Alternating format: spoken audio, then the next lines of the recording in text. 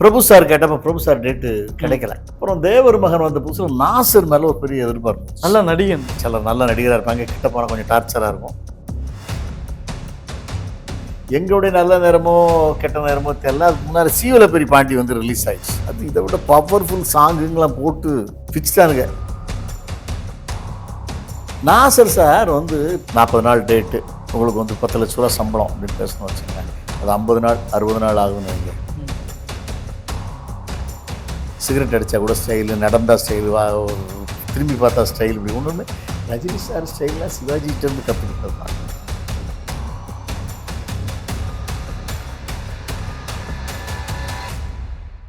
அனைவருக்கும் வணக்கம். நான் உங்க ஜித்து. இன்னைக்கு என் கூட ஒரு ஸ்பெஷலான ஒரு கெஸ்ட் இருக்காங்க. இவரை பத்தி சொல்லணும் அப்படின்னா நடிகர், இயக்குனர், டிஸ்ட்ரிபியூட்டர், இந்த மாதிரி தமிழ் சினிமால பல அவதாரங்கள் எடுத்திருக்கிறாரு.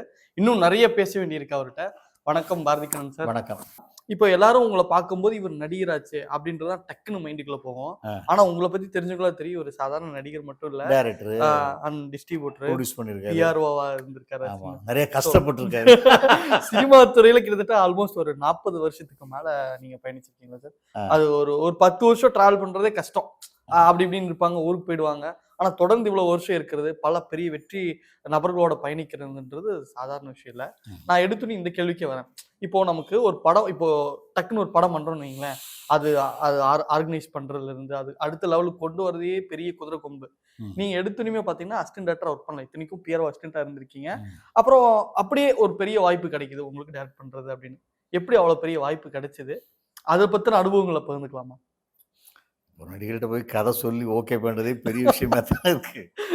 அதனால டேட்ஸ் வாங்கணும், அவங்க நம்மள நம்பணும், அந்த கதை இவர் எப்படி டைரக்ட் பண்ணுவாராங்கிற ஒரு நம்பிக்கை வரணும். அப்படி பல விஷயம் இருக்குல்ல.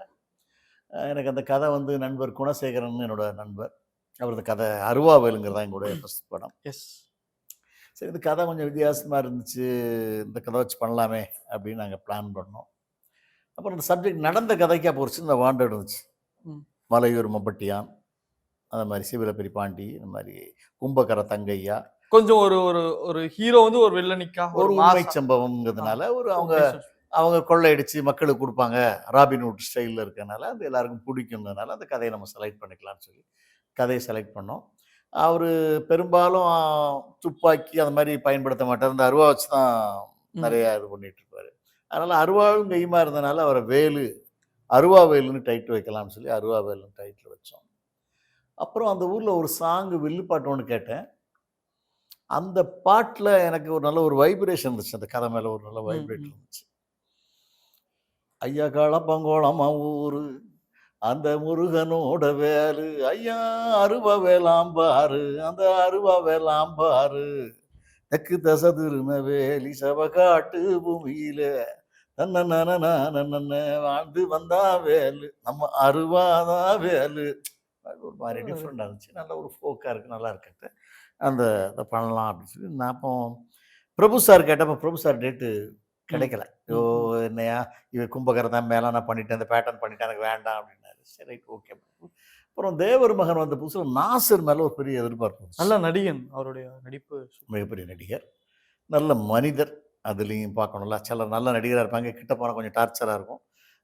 அது மாதிரி நிறைய வில்லன் ஆர்டிஸ்ட்லாம் நான் கேள்விப்பட்டிருக்கேன், நான் பழகியும் பார்த்துருக்கேன். அப்புறம் அருவாவெளி வர வச்சு பண்ணலாம் அப்படின்னு பிளான் பண்ணோம். அந்த போஸ்டர் டிசைன் அதெல்லாம் பண்ணுவோம். நாசருக்கு ரொம்ப பிடிச்சிது. எல்லா நடிகர்களுக்கும் ஒரு ஹீரோ நடிக்கணும்னு ஒரு ஆசை இருக்கும். ஆமா ஆமா. ஒரு சாதாரண யாரா இருந்தாலும் சப்போர்ட் பண்ணிருக்கோம், திடீர்னு நம்ம லீட் ஒரு காமெடியனுக்கு ஹீரோ வரணும்னு ஆசை. சுருளியிலேருந்து நம்ம இப்போ சூரி வந்தார், வடிவேல் வந்தாங்க, விவேக் வந்தாங்க, யோகி பாபு எல்லாருமே. அது மாதிரி வில்லன் நடிக்கிற எல்லாத்துக்குமே ஹீரோ ஆகணும்னு ஆசை இருக்கும். பிரகாஷ்ராஜ், சத்யராஜ் சார் கூட, சத்யராஜ் வில்லன் வந்து ஹீரோ ஆனார், பிரகாஷ்ராஜ் ஆனார்.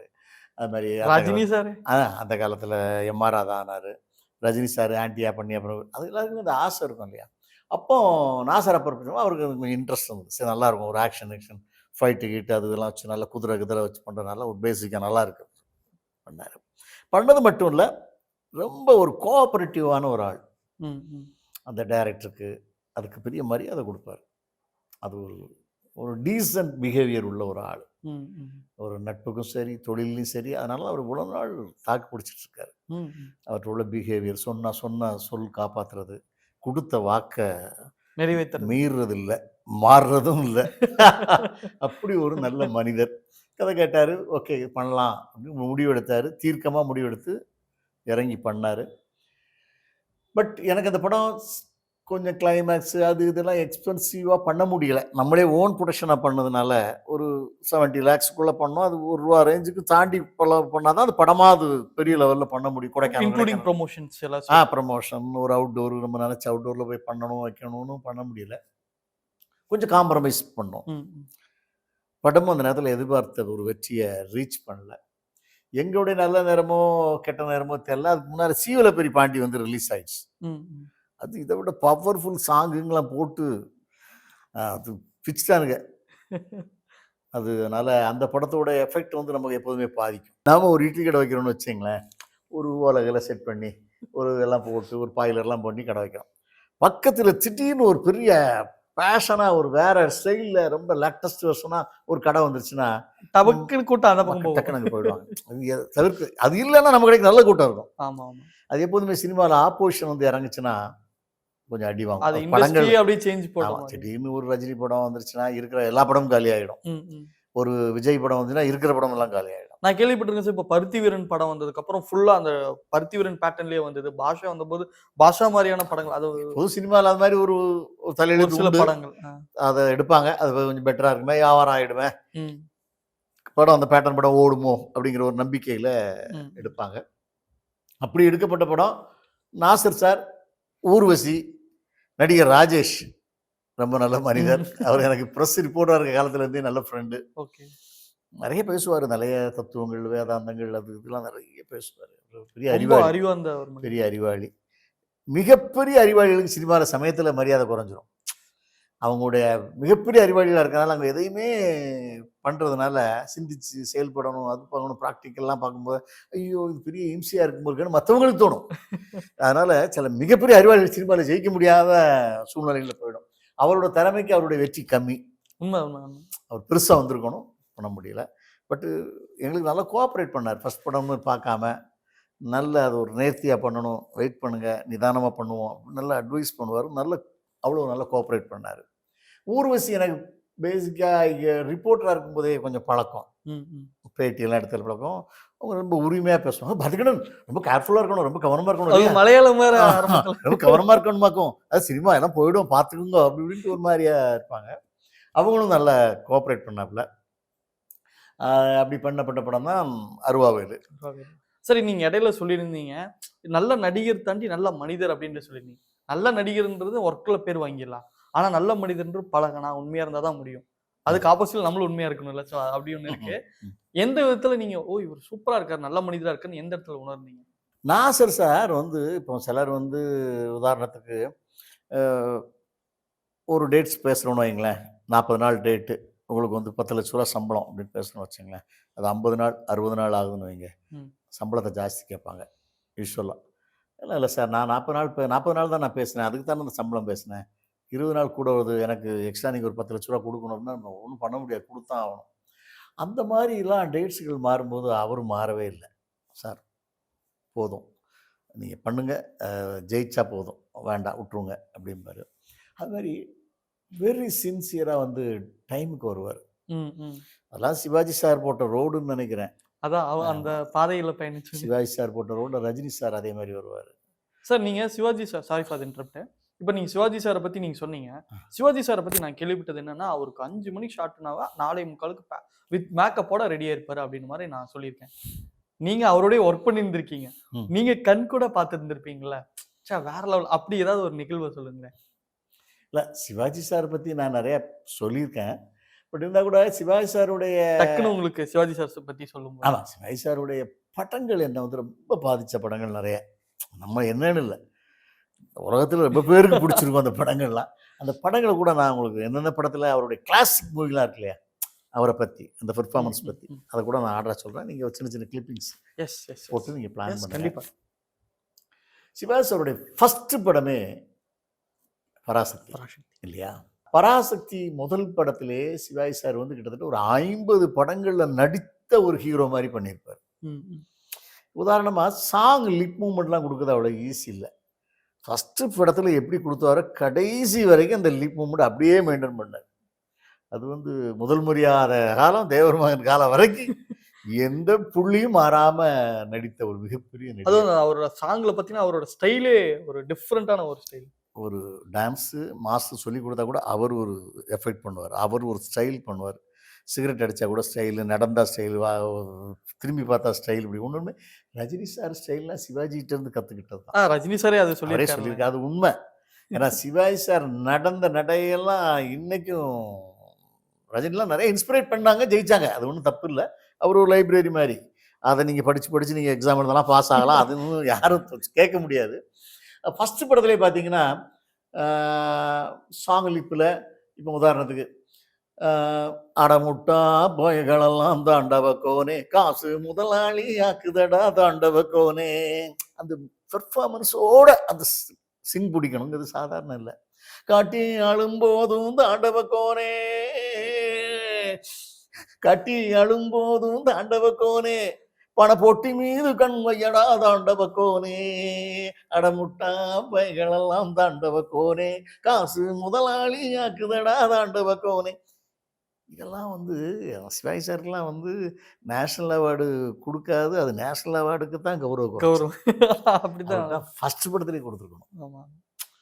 சிவாஜி சாருக்கெல்லாம் பராசக்தியில் அவர் பண்ண பெர்ஃபார்மன்ஸு, கோர்ட்டு சீனு, அந்த டயலாக் டெலிவரியா இருக்கட்டும், ஃபஸ்ட்டு படத்துக்கே அவருக்கு நேஷனல் அவார்டு கிடச்சிக்கணும். மிஸ் ஆச்சு. எத்தனை படத்தில் ஃபஸ்ட் படம் இது. இதை மாதிரி அவருடைய கிளாசிக் மூவி எல்லாம் நாம் ஒன்று ஒன்றையும் சொல்ல ஆரம்பித்தோம்னா அது அவ்வளோ மகிழ்ச்சியாக இருக்கும். இன்றைக்கி உள்ள ஆடியன்ஸு இதை உதாரணத்துக்கு பாருங்களேன், இந்த இன்டர்வியூவே பார்க்குறாங்கன்னு வச்சுக்கோங்க. பார்த்து சிவாஜிங்க ரைட் ஏதோ ஒரு நடிகர் கொஞ்சம் ஓவர் ஆக்ட் பண்ணி போகிறோம் அப்படின்னு சாதாரண இன்னும் ஜென்ரேஷன் நினைக்கலாம். ஆக்சுவலாக சொல்ல இப்போ இன்டர்வியூ பண்ணிட்டு நீங்கள் சிவாஜி கட்டபொம்மனில் ஒரு சீன், அந்த காட்சி மட்டும் நீங்கள் போட்டிங்கன்னு வைங்களேன், எப்படி ஒரு மனிதன் இவ்வளவுலாம் நடிக்க முடியுமா? ஒரு மிடுக்கு, அந்த கேரக்டருக்கான ஒரு மிடுக்கு இருக்கும். அந்த கட்டபொம்மனில் ஒரு சீன், கட்டபொம்மனுடைய சேனாதிபதி பிள்ளை சந்தான பாரதியோட அப்பா நடிச்சிருப்பார். சந்தானபாதி டைரக்டர் அப்பா தான் சேனாதிபதி பிள்ளையா நடிச்சிருப்பார். சிவாஜியோடைய தளபதி மாதிரி வரும். அப்போ கட்டபொம்மன் ஒரு சீனில் வந்து ரொம்ப எமோஷனலாக டென்ஷன் ஆகியிருப்பார். அவர் வந்து வெள்ளக்காரங்களுடைய நெல் களஞ்சியத்தை திருடிட்டு வந்திருப்பார் சேனாதிபதி பிள்ளை. இவங்க நெல் களஞ்சியத்திலேருந்து அவங்க அடிச்சுட்டு போயிருப்பாங்க ஃபஸ்ட்டு. அதுக்கு கைப்பற்றி அதை இவர் திருடிட்டு மறுபடியும் கொண்டு வந்துருவார். சிவாஜி அவர் சொல்லுவார், நம்மகிட்ட அவன் திருடிட்டான், ஆனால் அங்கிருந்து நீ திருடிட்டு வந்துட்டியே, அப்போ அவனுக்கு நமக்கு என்ன வித்தியாசம்?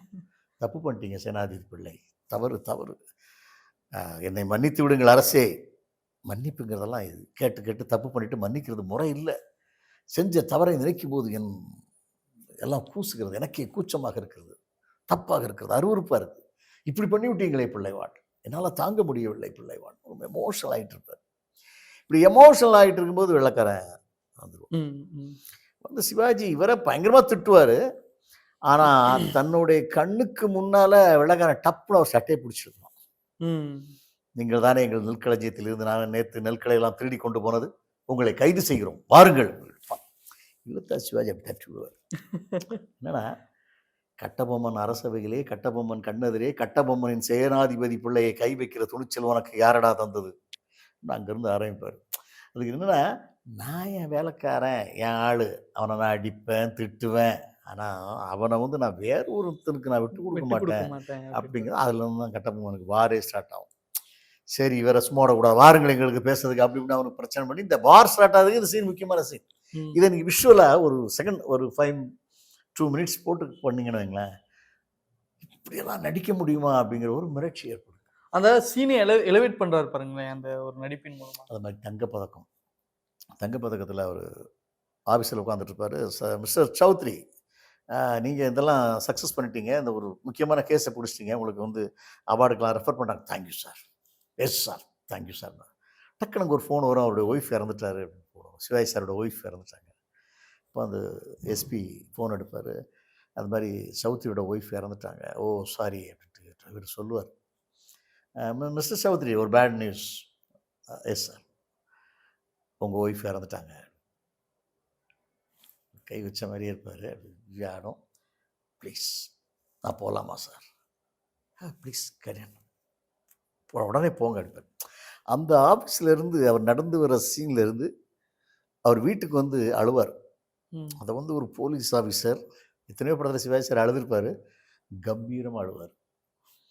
அந்த யூனிஃபார்ம் மட்டும் வருவார், வீடெல்லாம் ஒரே க்ரௌடாக இருக்கும், அப்படி பார்ப்பார், யூனிஃபார்மை கழட்டி அப்படியே ஹேங்கரில் போட்டு அப்படி ஒரு அந்த ஒரு சிவாஜி சாரோட அந்த பாடி அந்த தங்கப்பதத்தில் ரொம்ப நல்லா அது இருக்கும், ஒரு அப்படி ஹேண்ட்ஸமாக இருக்கும், ஆஃப் கை பனியன்லாம் போட்டு அந்த போலீஸ் ஆஃபீஸரோட பேண்ட், அந்த காக்கி பேண்ட் போட்டு வருவார். ஒய்ஃப் பாடி கிடக்கும், கேர் விஜயம்மா அப்படி இருந்திருப்பாங்க. வருவார், லக்ஷ்மி நான் யூனிஃபார்மில் வந்தா என்கிட்ட பேச மாட்டேன்ல, நான் யூனிஃபார்மை கலத்தி வச்சுட்டு வந்திருக்கேன் லக்ஷ்மி, என்கிட்ட பேசு லக்ஷ்மி, லக்ஷ்மி என்கிட்ட பேசு லக்ஷ்மி. குமுறுவார், நமக்கு அப்படி ஒரு மாதிரியா இருக்கும். இந்த மாதிரி ஒரு மெஜஸ்டிக், ஒரு கிளாசிக், அது மாதிரி ஒரு லைஃப்பில் நம்ம ஒரு நடிகனை பார்க்க முடியாது. இந்த சீன்லாம் பார்த்தீங்கன்னா இன்னைய ஜென்ரேஷன்லாம் அப்படி வறட்சி ஆகிடும். அதே மாதிரி கௌரவம் படத்தில் கோர்ட்டில் வந்து மேஜர் சுந்தரராஜனுக்காக இவர் வாதாடுவார். இவரோட பையனே இன்னொரு சிவாஜி, அவர் ஆப்போசிட்டாக வாதாடுவார். அப்போ ஒரு முக்கியமான பாயிண்ட் வந்து மேஜர் வந்து சொல்லாமல் விட்டுருப்பார். ஏன்டா அந்த விஷயத்தை என்கிட்ட சொல்லலை, ஃபூல் அப்படின்னு. இல்லை நான் மறந்துட்டேன், போட தோற்று போகணும்னு தெரிஞ்சிடும். தெரிஞ்ச ஒரு நடந்து வருவார் கோர்ட்டில் வந்து, அப்படி நடந்து வீட்டுக்கு வருவார். எங்கே ஒரு மாதிரியா இருக்கீங்க, எல்லாம் ஒன்றும் இல்லடி, அடியே நான் இந்த கேஸை ஜெயிச்சு கொடுத்தேன், அதுக்கு தான் எனக்கு இந்த வீடு வாங்கினேன், இதை ஜெயிச்சு கொடுத்தேன், அதை வச்சு தான் நான் சொத்து வாங்கினேன், இதை வச்சு தான் நான் கார் வாங்கினேன், ஒவ்வொரு கேஸையும் தூக்கி போடுவார். அதெல்லாம் அவருடைய பெர்ஃபார்மன்ஸ் பார்த்தீங்கன்னா வேர்ல்டு வைடு யாருமே பண்ண முடியாது. அதனால தான் அவர் சிவாஜி சார். அதே மாதிரி வியட்நாம் வீடில் ஒரு அரசாங்க அதிகாரி ரிட்டையர்ட் ஆயிடுவான். ரிட்டையர்ட் ஆன அன்னைக்கு அவர் கழுத்தில் மாலையெல்லாம் போட்டுட்டு வீட்டுக்கு வருவார். வீட்டுக்கு வந்து ஒய்ஃப்கிட்ட ஒரு கான்வர்சேஷன் பண்ணுவார், எக்ஸ்ட்ராடினரியாக இருக்கும். நான் ரிட்டையர்ட் ஆகிட்டேன் அப்படி வரும், சந்தோஷம் தானுங்க, காலமெல்லாம் என் கூட இருக்க போகிறீங்க, அடி போடி பைத்தியக்காரி, ரிட்டையர்ட் ஆகிட்டேன்னா மரியாதை ஏதிரி, எப்படி எனக்கு காசெல்லாம் பத்தாதடி, என் பிள்ளைங்களெல்லாம் நம்பி நான் வாழணும்படி, இந்த உலகத்தில் நான் வேற ஒருத்தரை நம்பி வாழ வேண்டிய கட்டாயத்துக்கு அரசாங்கம் கொண்டாந்து விட்டாங்களடி சொல்லி ஒரு எமோஷனல் ட்ராமா பண்ணுவார் பாருங்க. ஆமாம், சூப்பர்.